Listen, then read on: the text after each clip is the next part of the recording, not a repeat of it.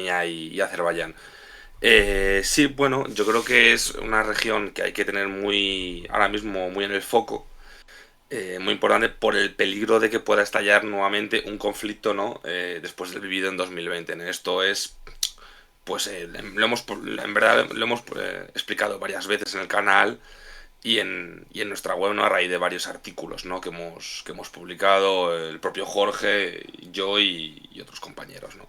La cuestión es que después de la guerra de la Segunda Guerra de Nagorno-Karabaj de 2020, pues nuevamente la cuestión queda sin resolver, ¿no? Porque no hay un acuerdo de paz para sellar, digamos, la crisis, ¿no? Vuelve a haber un alto el fuego y, bueno, la vuelta de Rusia, ¿no? a la región, ¿no? Con tropas, con 1.500 soldados en concreto para, digamos, servir de mediador, ¿no? Entre las dos partes, ¿no? Pero bueno, como he comentado antes, la cuestión queda sin resolver y Azerbaiyán al final tiene una serie de prerrogativas bastante altas, en el sentido, teniendo en cuenta su clara superioridad militar y económicas, que bueno, que quiere satisfacer, ¿no? La cuestión es que Armenia poco a poco pues decide ceder en algunas. De hecho, en abril el propio primer ministro armenio aseguró que ellos estaban dispuestos a ceder Nagorno-Karabaj, ¿no? El enclave de mayoría armenia, a cambio de que los azeríes se comprometiesen a, pues digamos, proteger a la mayoría, ¿no? A la población étnica armenia y a raíz de que, bueno, se comprometiesen a no atacar el territorio nacional armenio, por así decirlo, ¿no? La cuestión es que es algo que, pues, los azeríes no han querido firmarlo por obvias razones. ¿Por qué? Porque básicamente Azerbaiyán no solamente quiere Nagorno-Karabaj, quiere el llamado corredor de Dangezur, o como se pronuncie, que básicamente que es una vía que conecta Azerbaiyán con el enclave de Najicheván, que está en el oeste, ¿no? Que es un enclave que está al oeste, ¿no? Y básicamente eso querría decir que tendría que traspasar tierras de Armenia y eso sería pues sería una cesión demasiado grande para Armenia porque tenía que pasar, como he dicho, su territorio nacional. Aparte de que, por ejemplo, que para a Irán también sería bastante complicado porque podría perder más su, digamos, capacidad, ¿no? de influencia en la región porque daría más poder al eje turco-azerí, ¿no? Y digamos que las tensiones han ido creciendo a raíz de ese bloqueo humanitario que hemos contado muchas veces también, que está realizando Azerbaiyán contra Nagorno-Karabaj, y bueno, y esas presiones a raíz de los distintos ejercicios militares, etcétera, etcétera, etcétera. Pero aquí yo creo que Jorge también estará de acuerdo, Alejandro también, en el que el peligro de guerra sigue estando latente, más aún con una Armenia aislada diplomáticamente y que encima está enfadando al que es su único aliado, que es Rusia, a pesar de que evidentemente Rusia, por los motivos de que está en la guerra de Ucrania empantanada, pues no pueda, digamos, intervenir en su favor, pero aún así sigue siendo su principal aliado porque no tiene nadie más. Occidente, como no sé si lo habéis comentado antes, pues está alineado prácticamente con Azerbaiyán, en el sentido de que no, por ejemplo, la Unión Europea pues ha firmado un acuerdo energético con ellos y luego pues Estados Unidos, pues aparte de brindar asistencia militar a Azerbaiyán, pues no tiene, pues para ellos el Cáucaso es una cuestión muy secundaria que no creo que intervengan, y los recientes ejercicios militares en Armenia pues son más bien más simbólicos porque son muy pocos soldados y no tienen mayor trascendencia. Y creo que me estoy alargando demasiado y estoy pegando una chapa que igual no debería y debo dejar de hablar a mis compañeros. Jorge. Perdón que estaba eh, muteado. No pasa nada. Pues a ver, creo que Pablo ha hecho una introducción bastante completa respecto a todo la cuestión en general de Nagorno-Karabaj. Quizá,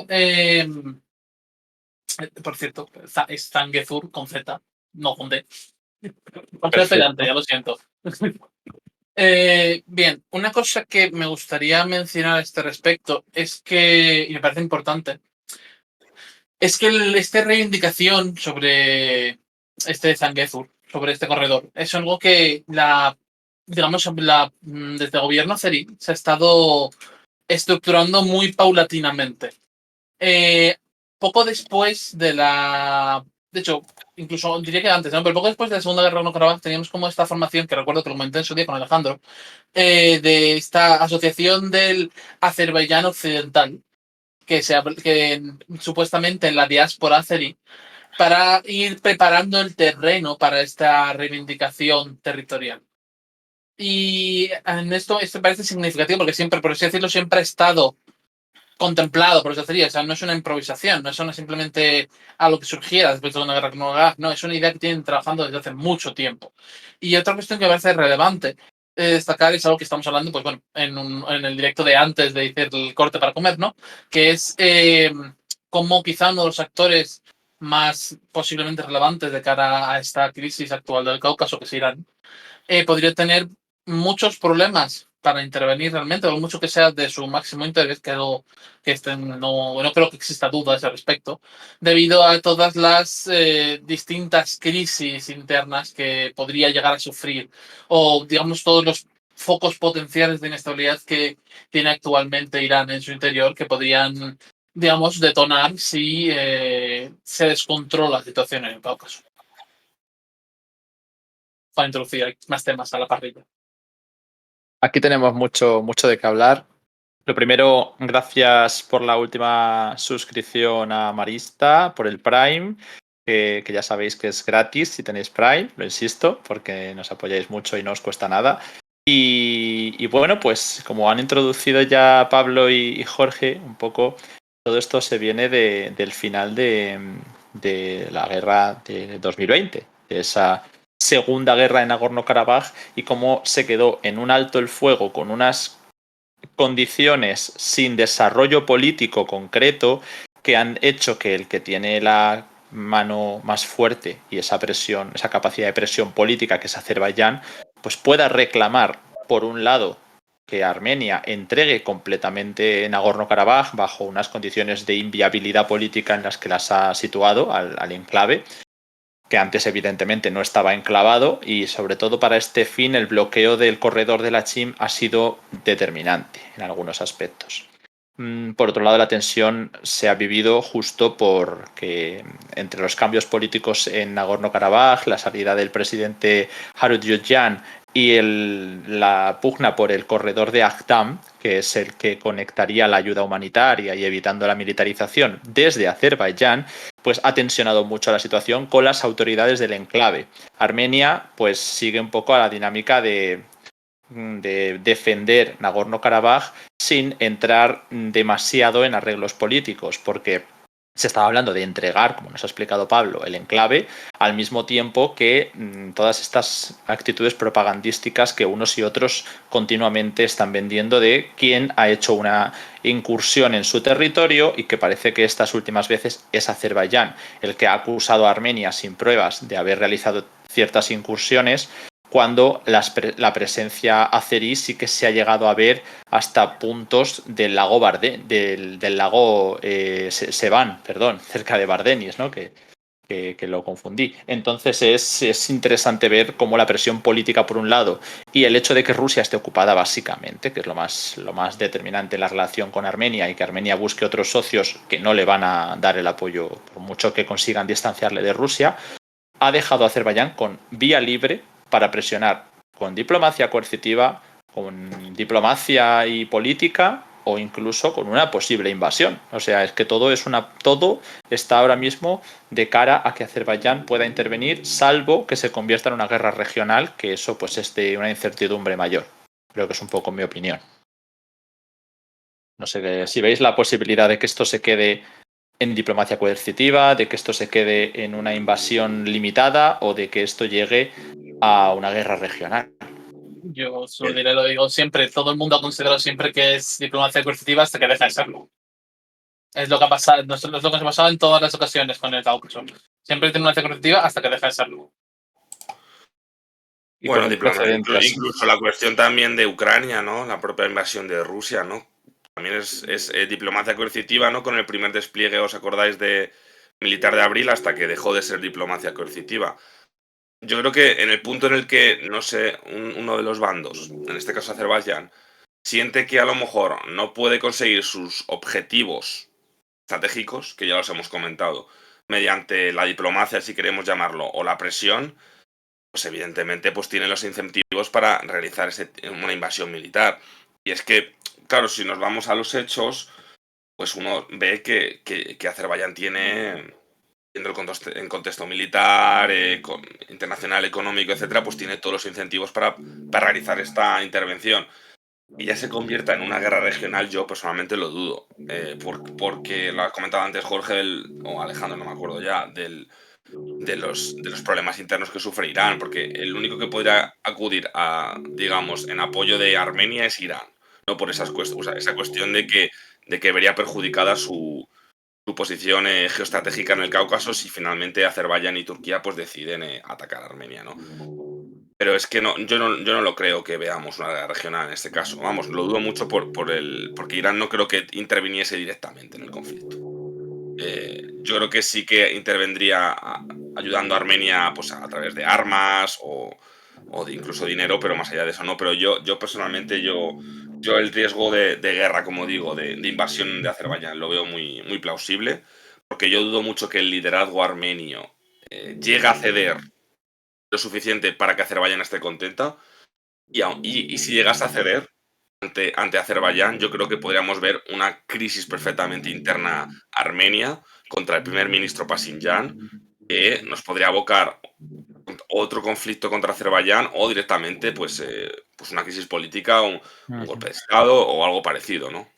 Aquí dos cosas interesantes. Lo primero, una ayuda indirecta iraní ya sería más que en la Segunda Guerra en Nagorno-Karabaj. Es decir, ya es una baza con la que contaría Armenia que no tuvo en su momento. Ahora, yo creo que Armenia ha quedado debilitada. Ya de por sí no venía muy fuerte, pero yo no la veo como para una tercera guerra a gran escala, ni mucho menos en territorio soberano.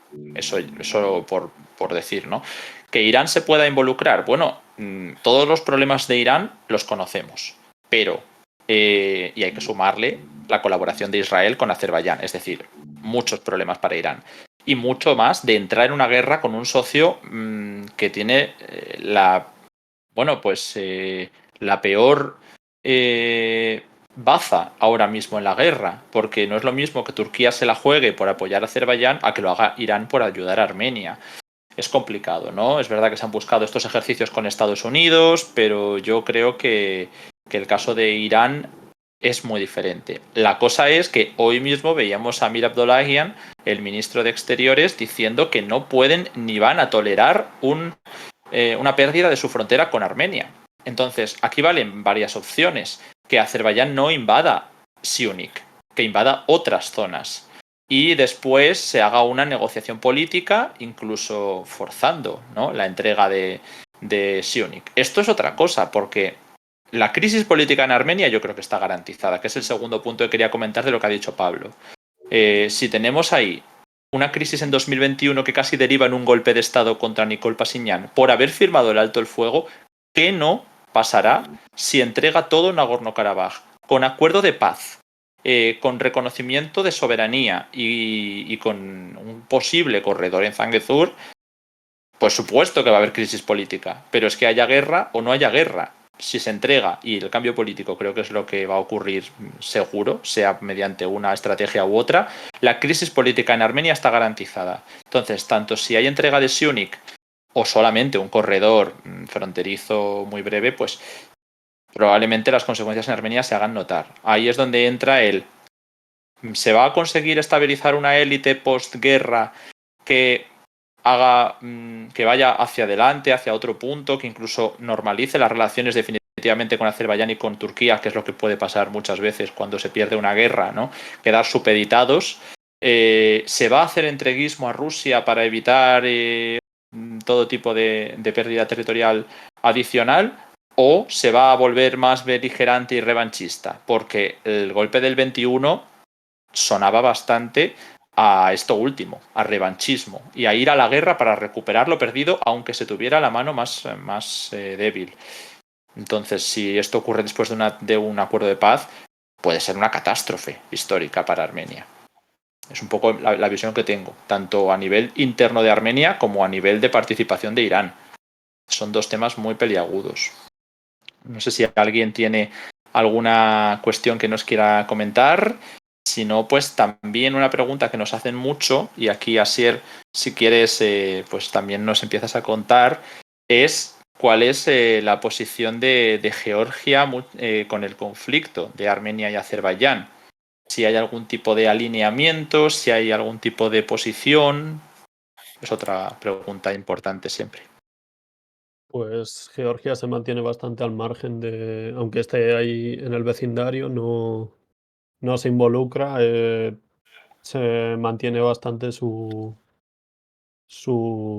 sé, su dinámica habitual en cuanto a relaciones exteriores de no meterse en los conflictos por muy cerca que le pillen. ¿Y esto tú sabes si es algo estable porque es el gobierno de sueño georgiano o qué opina la oposición? Porque sabemos que la oposición lleva una línea geopolítica distinta. Pues la oposición, siguiendo la línea geopolítica occidental, también intentará bastante evitar tener ningún tipo de postura activa dentro de este conflicto. O sea, dentro que la postura proeuropea que mantienen, no les conviene, no sé, hablar demasiado sobre estas cuestiones. Bueno, este era uno de los temas que principalmente suelen salir siempre a relucir, ¿no? Que es la posición de Irán, la posición de Turquía, la de Georgia. Y también nos quedan pues los grandes convidados ahora mismo, que son Rusia y Estados Unidos. No sé si queréis, Jorge, por ejemplo, contarnos un poco, que también hemos visto diferencias internas en Armenia sobre cómo se tiene que afrontar la relación con Rusia desde la revolución de Terciopelo, perfiles como Kocharian, Sargsyan, intentando cambiar la política de Nikol Pashinyan. Si vemos algún tipo de signo de que esto vaya a ocurrir o cómo va a evolucionar la relación con Rusia. Por un lado, hay que entender que si bien Rusia no quiere perder su influencia en el Cáucaso, ahora mismo la prioridad de Rusia es otra. Me parece que eso es lo más importante. Yo diría que, al menos por lo que hemos visto en las últimas semanas, el Cáucaso está incluso por detrás de África Occidental ahora mismo en la agenda para Rusia. Tiene su tela en decir esta formación, pues me parece que es así. Entonces, yo creo que los elementos prorrusos dentro de Armenia están muy preocupados. Les preocupa porque además están viendo cómo se está llevando una campaña activa para... O sea, y esto lo puedes ver si tú miras un poco el movimiento en las redes sociales, tanto en los, por ejemplo, los canales, de los típicos canales de Telegram de 1000 bloggers rusos, tú puedes ver que hay un cierto desprecio hacia la situación de Armenia, casi se la merecen por traidores, vamos a decirlo así. Porque la relación entre los gobiernos con Pashinyan y desde su llegada al poder con la revolución de Terciopelo hasta la actualidad, como Rusia, mal. Salvo quizá ese momento de inflexión de la intervención de la CSTO en Kazajistán, quitando ese momento en particular, todo lo demás es una relación tirando mala. Ahora bien, ¿hasta qué punto está también? Quiero decir, la Rusia sí, puede tener una mala opinión de Pashinyan, pero ¿cuánto se puede arriesgar? Es que es un golpe muy importante para... Quiero decir, es un país que está en la CSTO, pero todo tiene unas garantías de seguridad por parte de Rusia. Si se produce una invasión de Azerbaiyán de territorio armenio, no de Nagorno-Karabaj, sino de territorio armenio, estamos hablando de algo muy grave. Y hay tropas de paz rusas en Nagorno-Karabaj. Si se produce una invasión con esa presencia de tropas de paz rusas, es algo muy grave.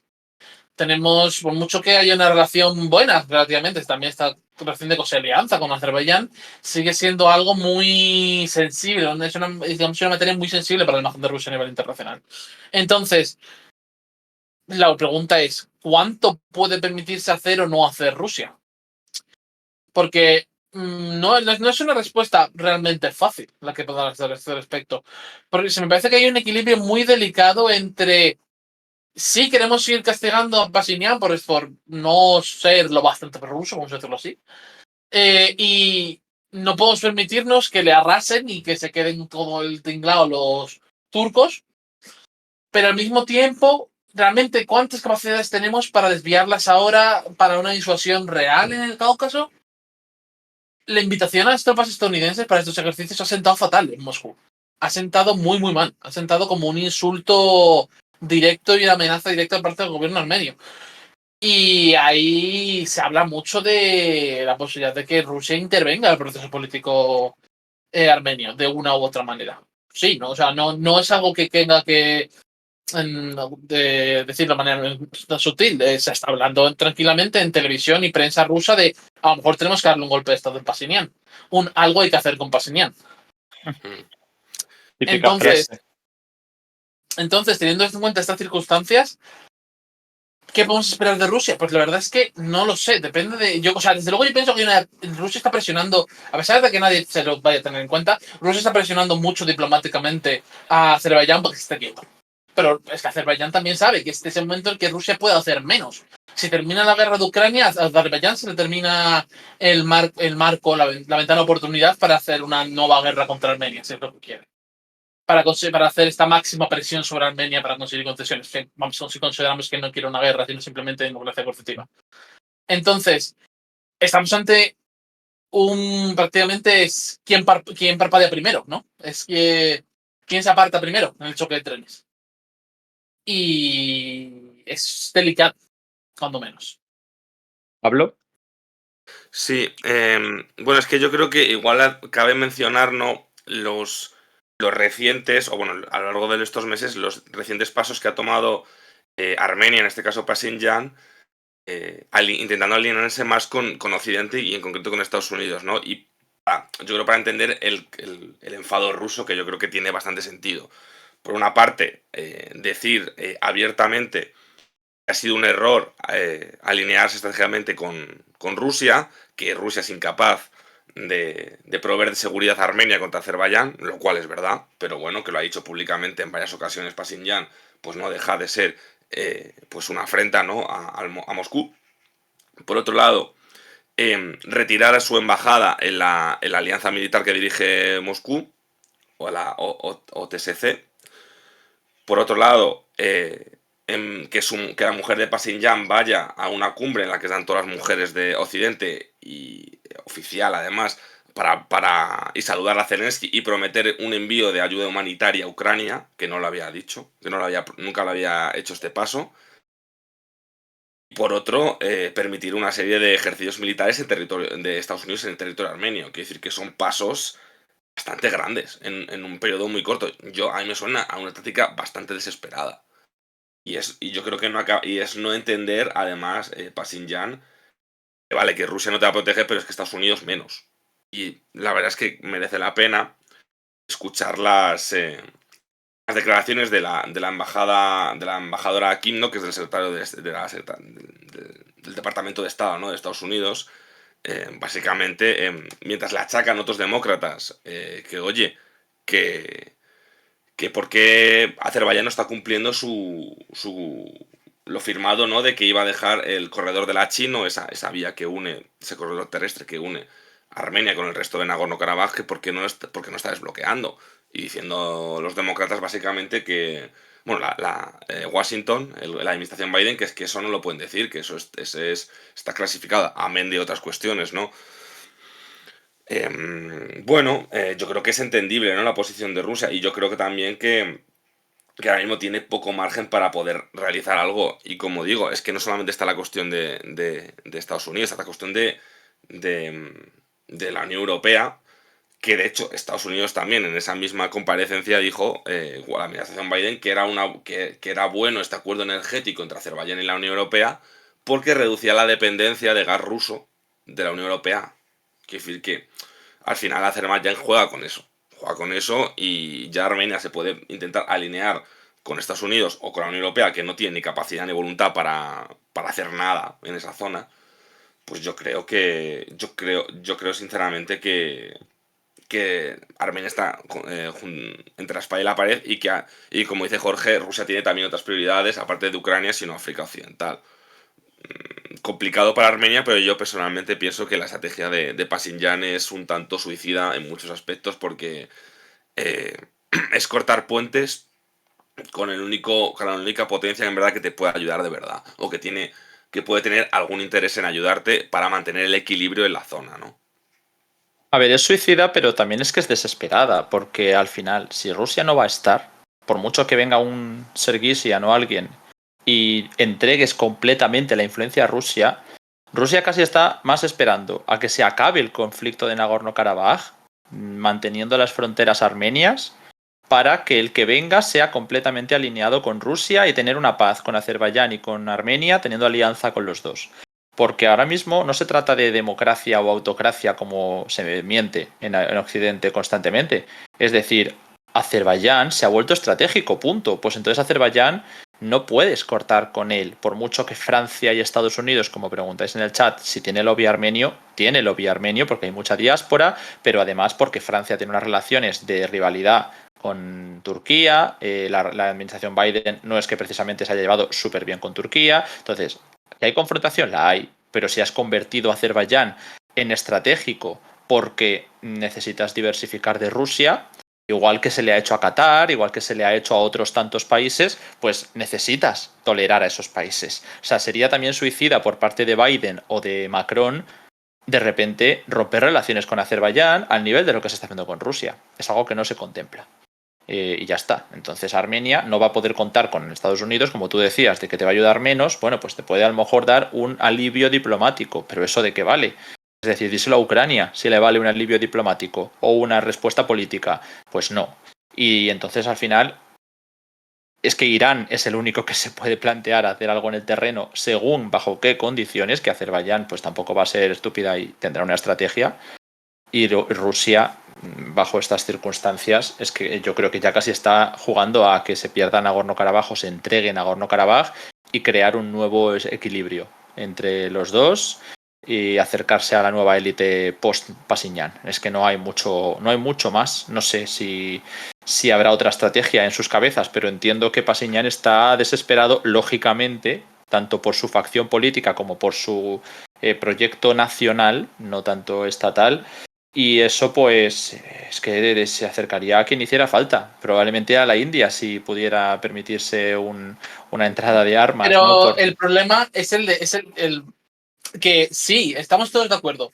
Rusia no puede cumplir sus obligaciones de aliado con Armenia o no las cumple en la medida en la que Armenia lo necesita o al menos en la que Armenia desea. Creo que estamos todos universalmente de acuerdo con eso. Pero ¿hay alguien que sí pueda? ¿O siquiera? Es que esa es la otra pregunta, es ¿quién? ¿Quién puede ir al rescate de Armenia? A ver, no rescate.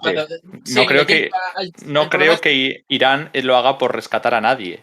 Lo hace por sus intereses. Sí, vale. ¿Quién tiene interés en que Armenia sobreviva? Vamos a decirlo de manera brusca, ¿no? ¿Quién tiene interés y capacidad? Porque son las dos cosas. Quiero decir, interés, capacidad y que la ventana de oportunidad les cuadre bien. Porque, por ejemplo, Rusia, desde luego, tiene tanto interés como capacidad, pero es que la ventana de oportunidad para Rusia no existe. Porque está en otra cosa. Estados Unidos, seamos sinceros, no le importa. Están felices de quitarle cualquier país a Rusia, obviamente, porque estamos en una situación de competición entre grandes poderes y cualquier país que caiga de un lado o de otro, pues mejor que mejor. Pero, ¿va a intervenir para impedir una intervención militar en Azerbaiyán cuando ni siquiera puede impedir que los turcos se metan en Siria, cuando están sus propias tropas de por medio? Pero y que además está reforzando a Azerbaiyán. No puedes ponerte en su contra. O sea, necesitas a Azerbaiyán. Punto. O sea, lo has convertido en estratégico porque tienes que competir con Rusia. Vale, pues ya está. Por eso, quiero decir, la lástima, o sea, yo lo siento mucho por los armenios, pero están en una trampa estratégica de la que no pueden salir porque nadie puede ayudarles. Nadie. Es lo que nos comentan por el chat algunos países que puedan pertenecer a la órbita tradicional antiturca. Y por eso ahí la estrategia diplomática de Turquía de estos años ha sido tan inteligente, arreglarse con países que antiguamente estaban cada día más cerca de una coalición antiturca, como Emiratos Árabes, Egipto, de alguna manera Israel, de alguna manera los griegos y los franceses. Entonces Grecia pues sigue todavía estando ahí, pero pocos más. Irán no es antiturco, simplemente es que tiene unos intereses muy concretos de los que hemos hablado en Irak, de los que estamos hablando en Armenia y que pueden confrontar. Pero de ahí a ir a una guerra regional con Turquía hay muchísima diferencia. Y luego está, como he mencionado yo, la India, no tanto por sus intereses en Azerbaiyán, sino por Pakistán, que no deja de ser súper cercano a Turquía. Pero esto lo descarto porque no hay una voluntad, y lo mismo con respecto al tema de Emiratos Árabes y Grecia, porque no hay capacidad, yo creo.